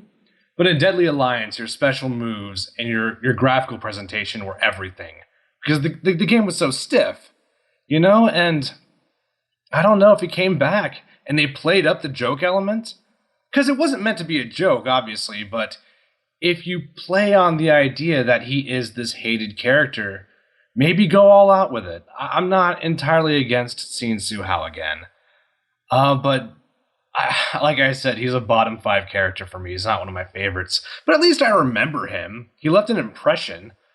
I can't say that about other characters, So, and you know what? If they do bring him back, he has to have the hat, and he has to look kind of like ridiculously buff and shirtless. I think it's iconic to that character. I mean, I guess everything's iconic to that character. He's only been in the game once, twice if you count Armageddon. I don't know. I'm not against the idea of him coming back. There's something about him that is interesting to me. The amount of hate he has elevates him, in my opinion. It makes him more interesting to me. People hate Dairu, but Dairu's not more interesting because of it. People hate him because he's boring, but I think people find Hsu Hao, just the idea of him coming back is offensive. So I want him back. Let's bring him back. Yeah, he has perfect heel heat, to use a wrestling term. Precisely. We could use a villain in the roster that's not literally a villain, but someone that's just going to be like, what the hell is this, And that could be a great way to play up the character, make him kind of ridiculous, I mean, don't take it too far. But if he was extremely over the top, I could get behind that. Definitely. Basically, have NetherRealm be self-aware with the character, know that he's hated by people, and put him in a position where they can capitalize on that to its fullest. Yeah, I can see that. And if they did something like that, I definitely could see that becoming. He could become the guy that people love to hate, but it could go from something where people just have no faith in him to people actually liking him because he is so hateable. And so, if used in a right way, if he was brought back and used in that way, like, hey, let's put him in this position, or take a character that people absolutely love and have a huge fan base, and let's have Hsu Hao kill him off, just because we know people would hate that.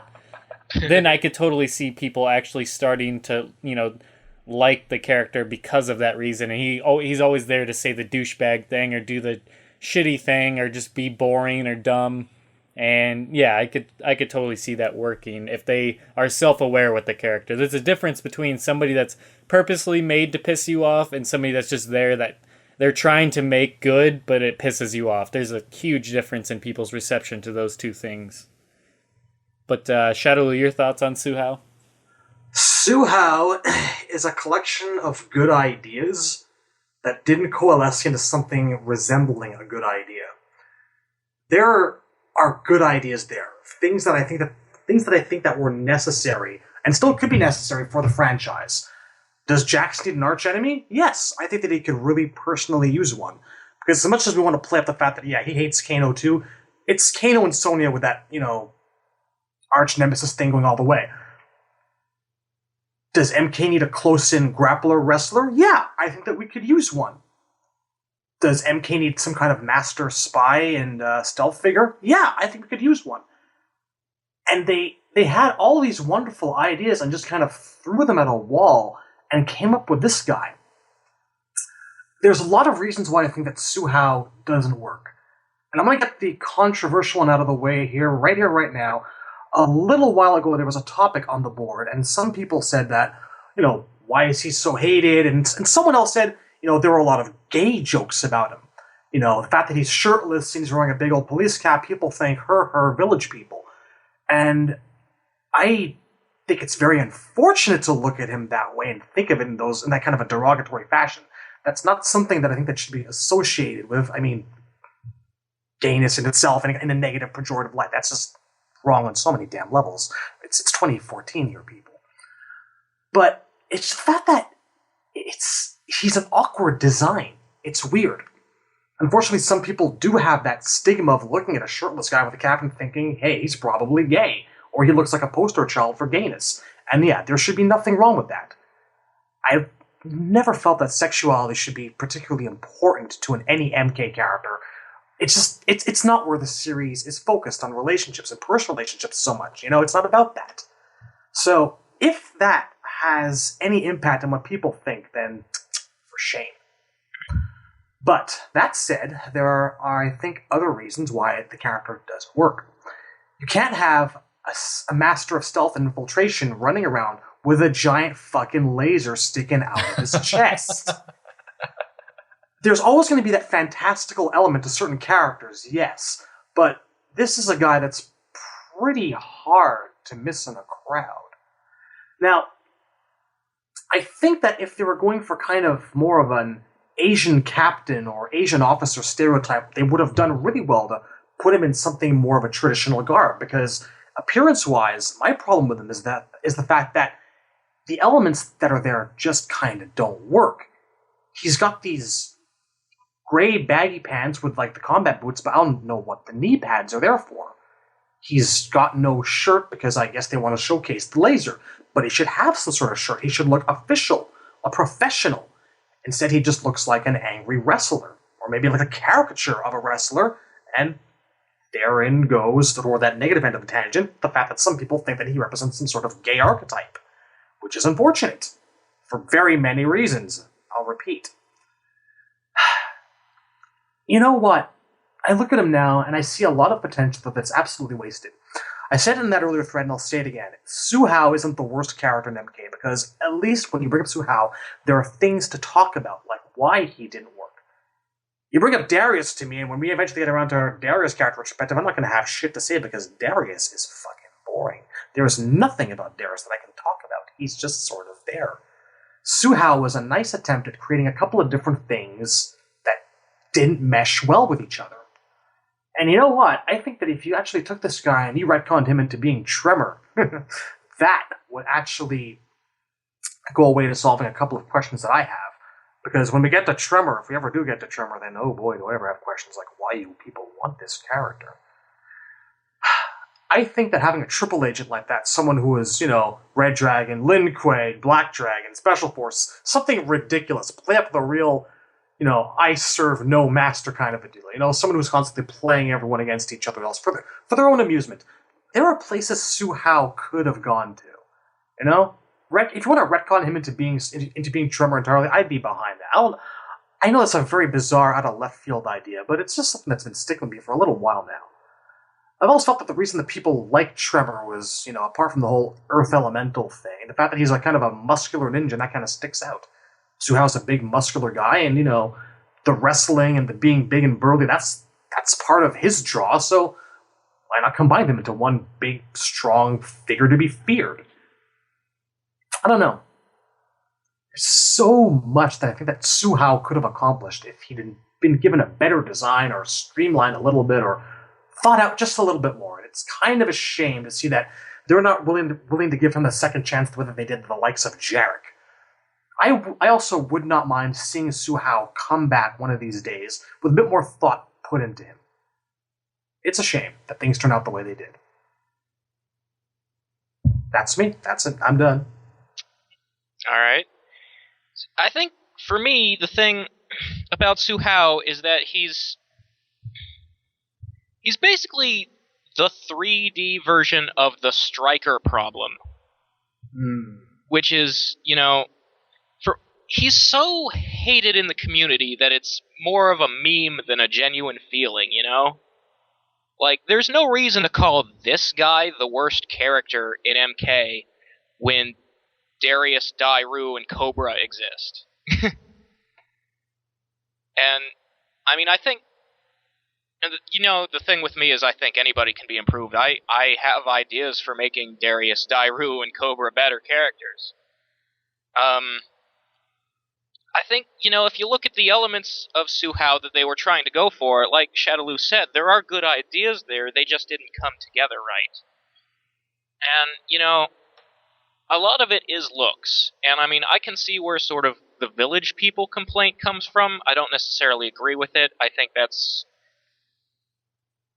a bit of an oversimplification. The problem that I see is his appearance is a little too much of a racial stereotype. Like, this guy is supposed to be Mongolian Chinese, and his skin is so yellow it's almost green, and he's got a Fu Manchu goatee.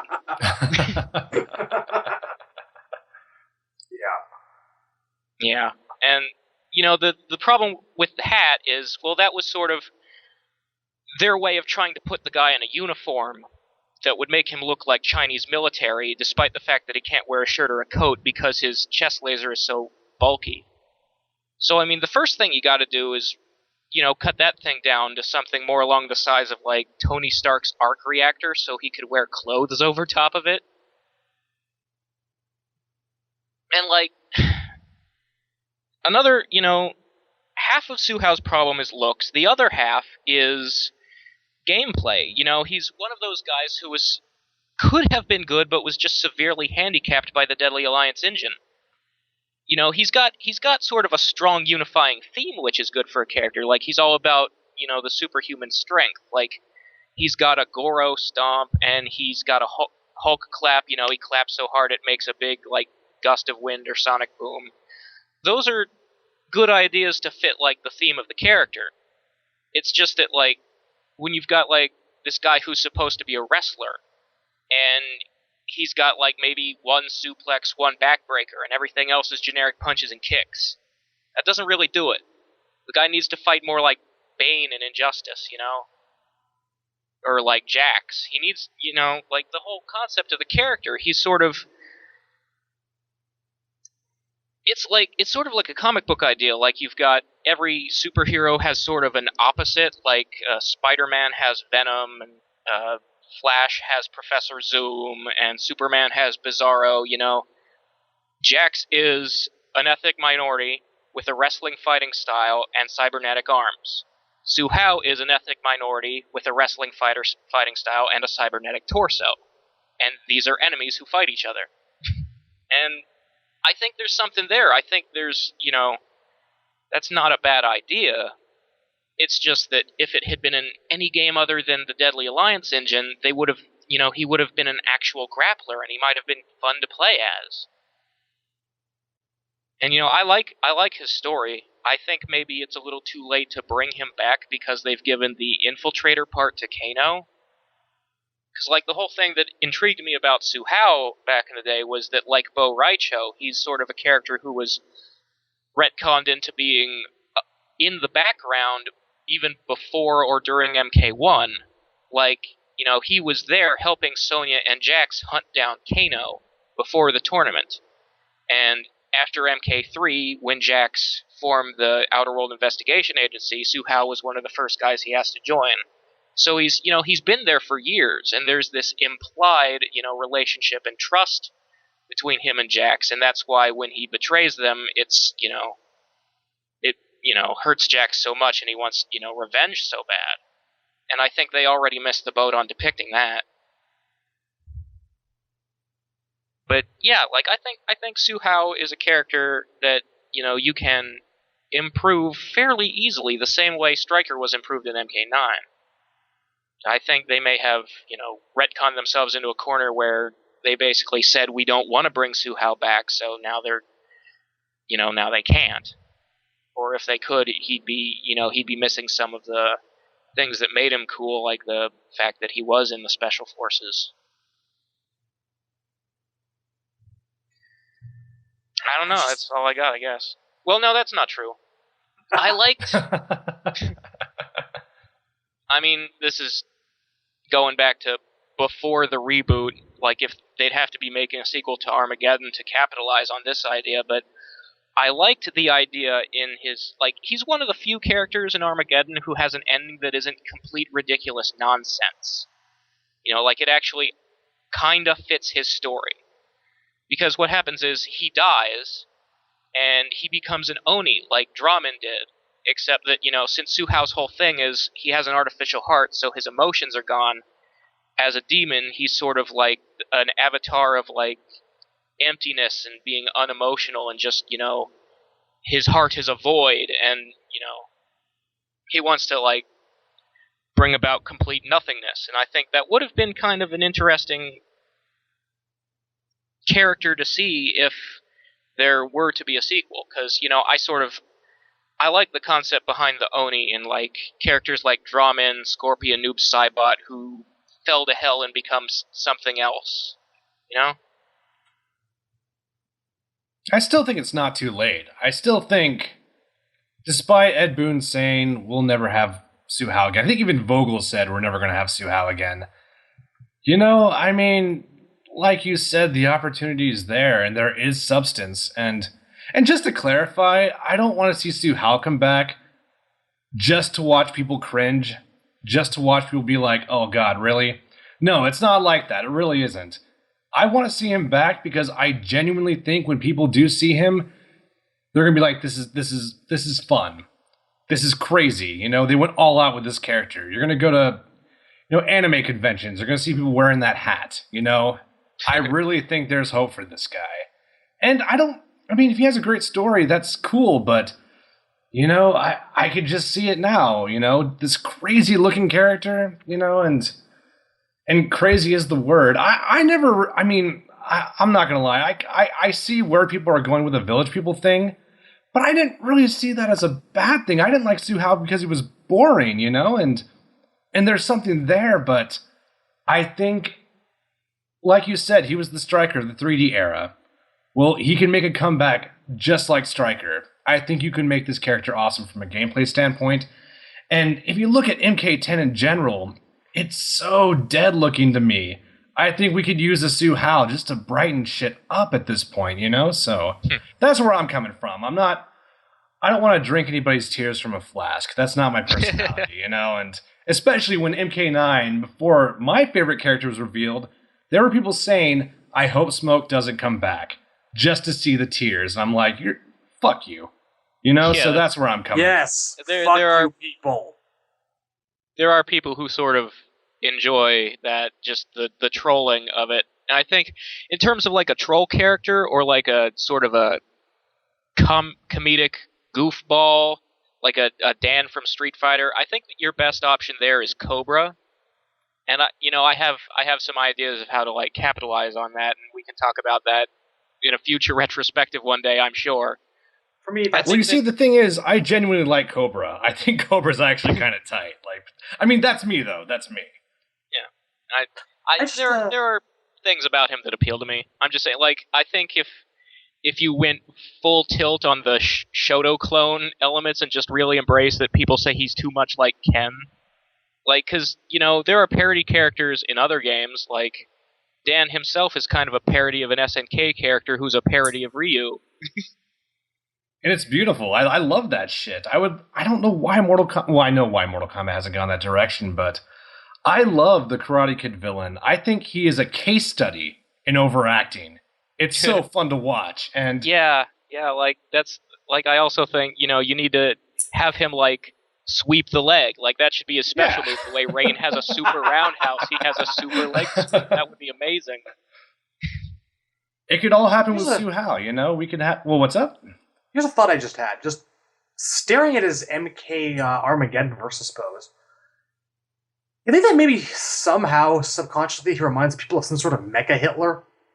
I'm just thinking about it. No, honestly, a guy in the middle of a fight to the death with like that cap and like the military pants, and he's actually kind of got a little bit of a mustache. It's not a Hitler stash, but it's a Fu Manchu. But do you think that maybe that subconsciously bothers people? It's a possibility. That maybe I'm thinking now is perhaps why he's running around shirtless, because they figured if they actually had a guy in there fighting in full military gear with one of those hats on and with a mustache, maybe he'd look too much like Hitler.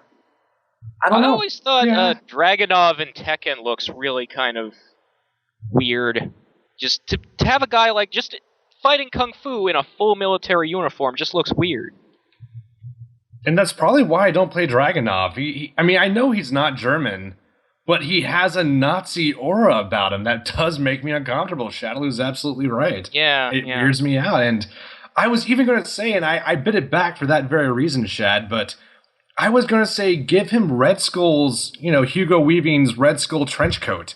But I thought, no, with that hat, and that's Nazi through and through. We can't do that. But the chest is open at least, so he still has, his laser beam and shit, so that's one way to go about it, but I definitely see what you mean, Shadowloo.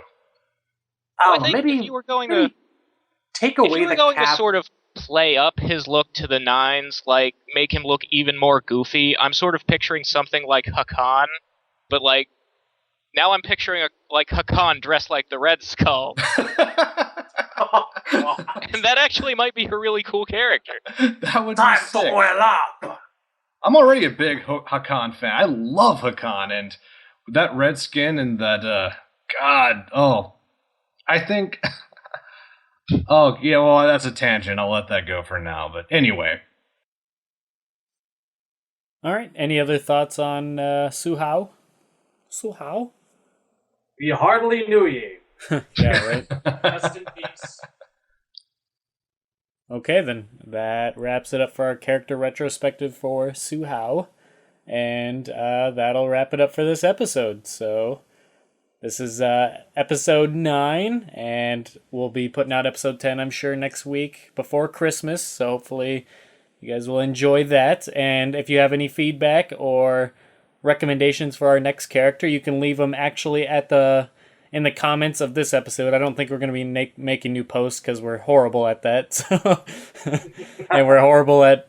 Well, we're not horrible, but we seem to slack on the whole updating everyone before the episode. We usually only get it up there a few hours before asking you guys. So, to make things easier, just because I get email notifications when people comment on the videos, just leave your character recommendation at the bottom of our YouTube video on our channel. That'll make things way easier to... Actually, before we end the episode, we had a question in the comments from the last episode. Give me a second and I'll bring it up. Okay. But yeah, just leave your questions or comments or character recommendations underneath the YouTube video, and we'll just refer to that as well. And if you want us to use your forum name rather than your YouTube name, no problem. Just leave that in the comment itself. Totally cool. It's just that'll be easier for us to just for us to keep things organized and give everyone advance notice on everything, so it just makes it easier. And as far as the next character, just leave your recommendations here, and then we'll let you know somehow, maybe on the forum or whatever.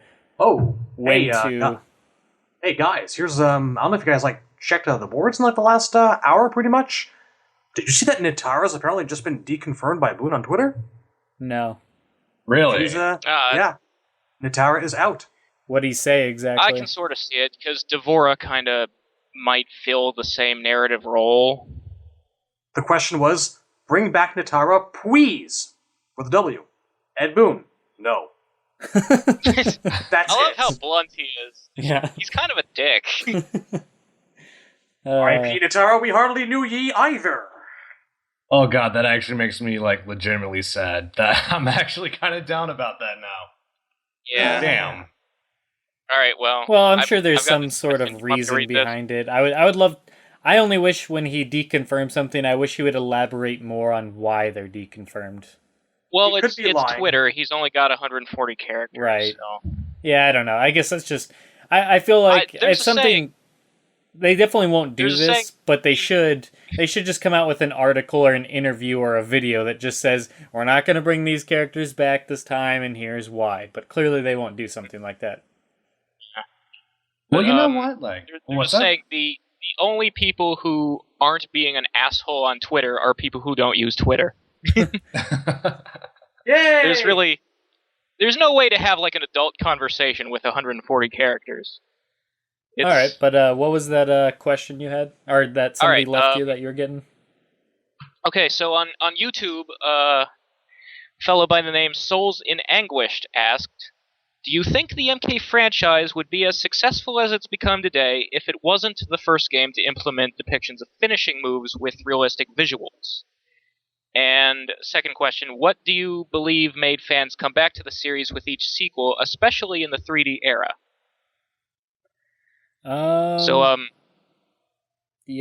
mean, the visuals and everything, I think, definitely set it apart from the other types of games, just because it was such a different type of look for the game. Yeah. So I definitely think that did help it, at least in terms of making it more unique. If they would have went the Street Fighter approach or whatever, there's several games that have that sort of drawn style like that I definitely think MK would have kind of. It depends. The gore definitely set it apart as well, but the realistic, photorealistic or whatever versions of the actors definitely helped it. And what kept people coming back, in my opinion, would be the fatalities and the characters and the story in general. The gameplay, it was different.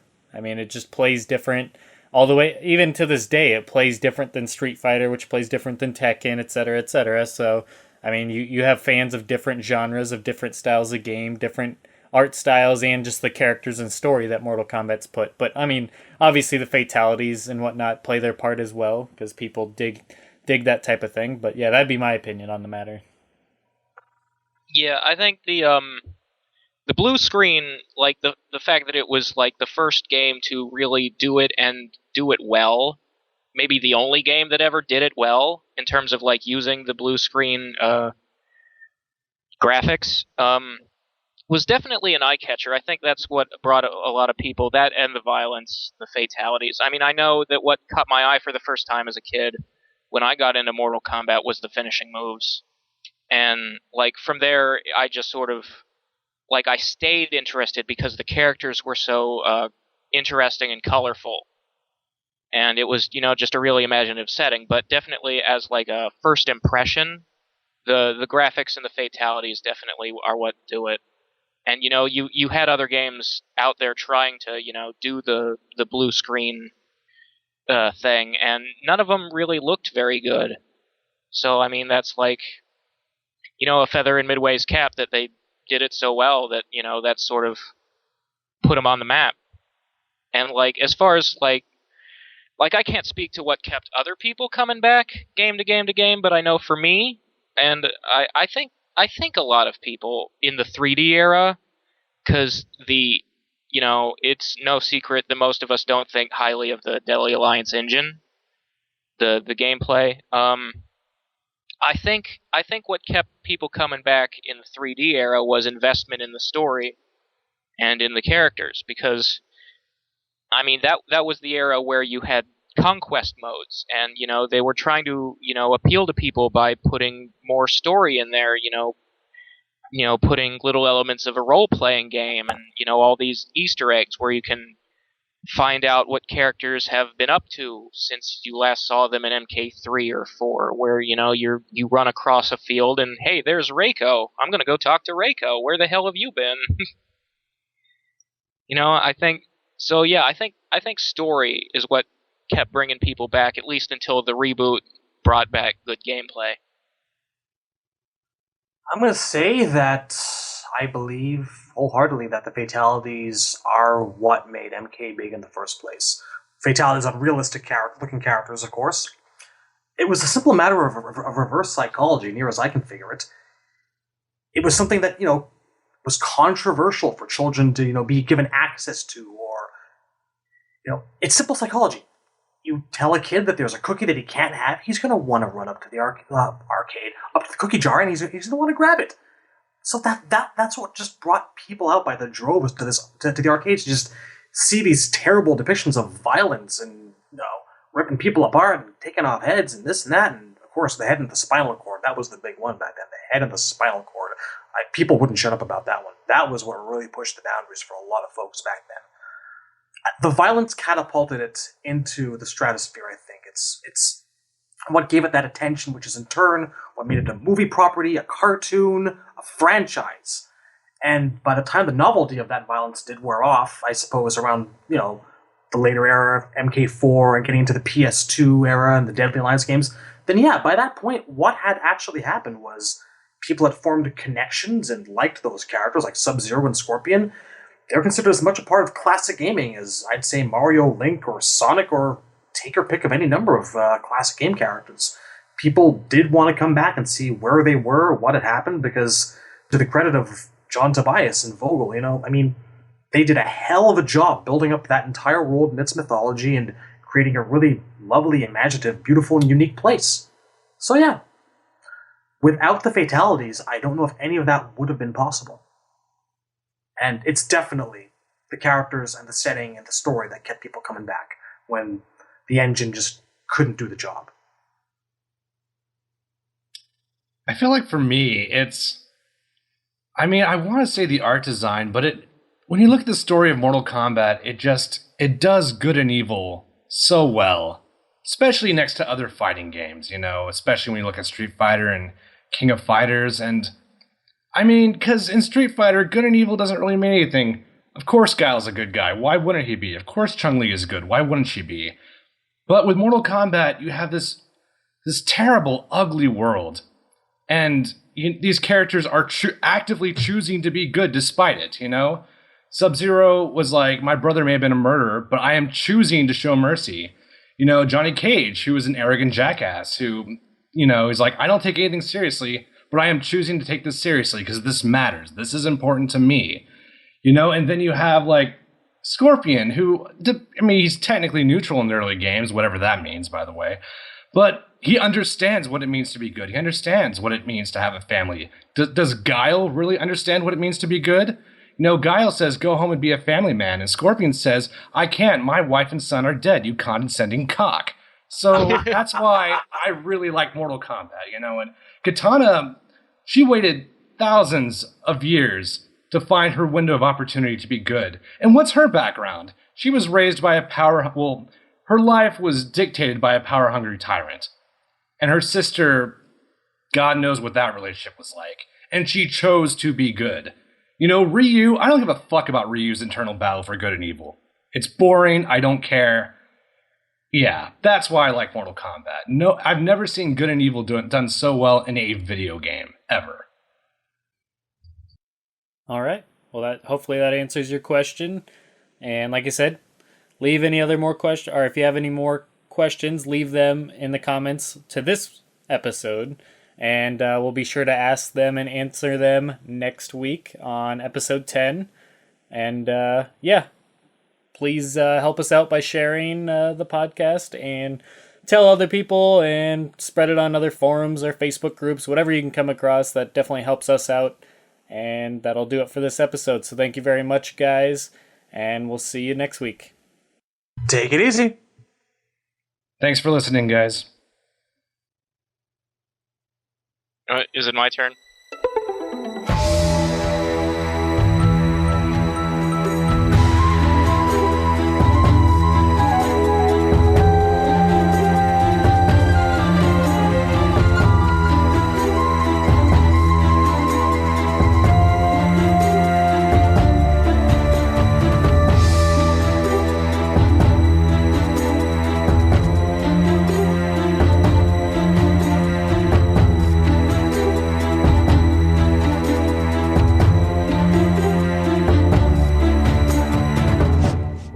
Nitara, you chose unwisely.